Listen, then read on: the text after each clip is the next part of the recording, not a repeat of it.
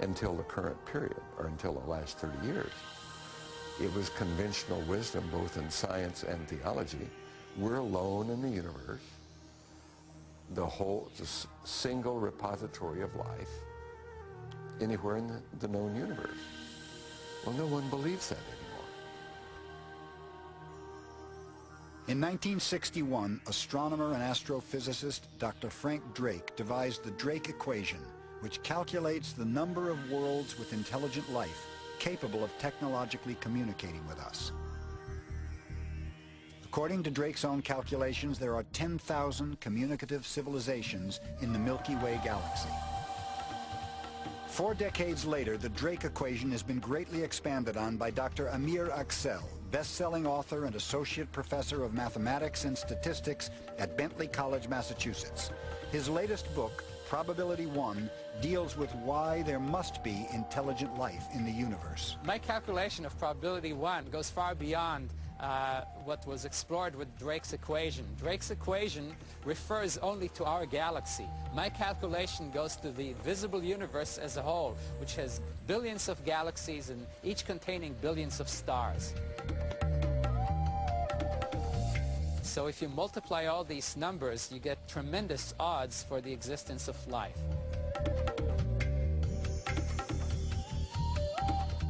I think one of the main changes that has taken place in recent years in astronomers' views of whether or not there might be other civilizations elsewhere in the universe has to do with the fact that we've discovered dozens of other planetary systems around other stars.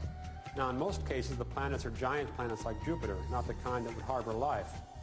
But where there are those kinds of planets, there are likely to be other planets, too, in those solar systems. And so we're optimistic these days about life elsewhere.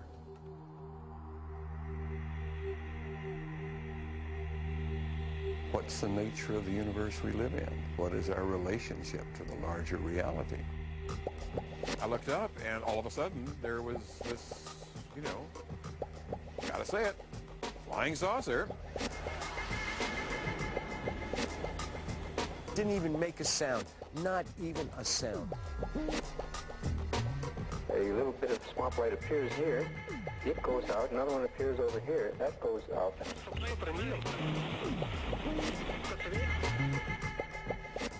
Billy, yarko-Billy. And it was just gone. He said, "Pussy, very bad." I saw one, but I don't know where it just disappeared. There's nothing to hide. There's nothing to hide at all. I was a part of a United States Air Force cover-up for 18 years. There's no way within the military or within the government of keeping track of something that is classified. UFO. Even with the experience I had being on the top of the government all the years, I couldn't tell you who to go see. This should be the subject of rigorous scientific investigation and not the subject of rubbishing by tabloid newspapers.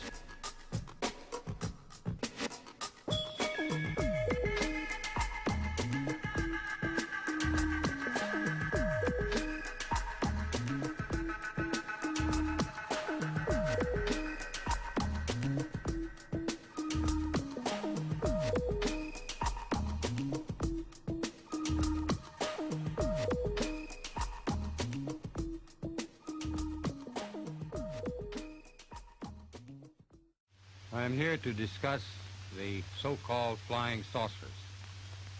The Air Force interest in this problem has been due to our feeling of an obligation to identify and analyze to the best of our ability anything in the air that may have the possibility of threat or menace to the United States.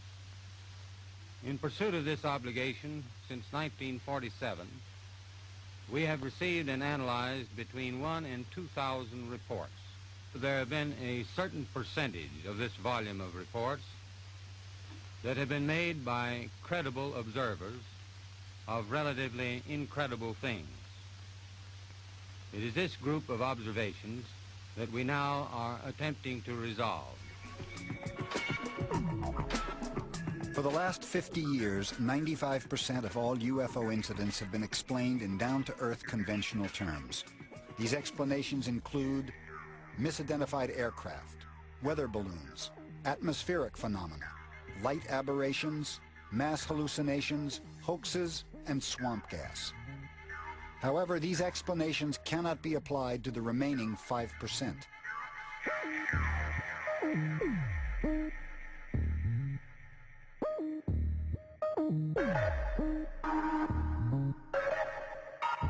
The cumulative evidence in these cases leads towards a possible conclusion that some UFOs are not of Earth origin.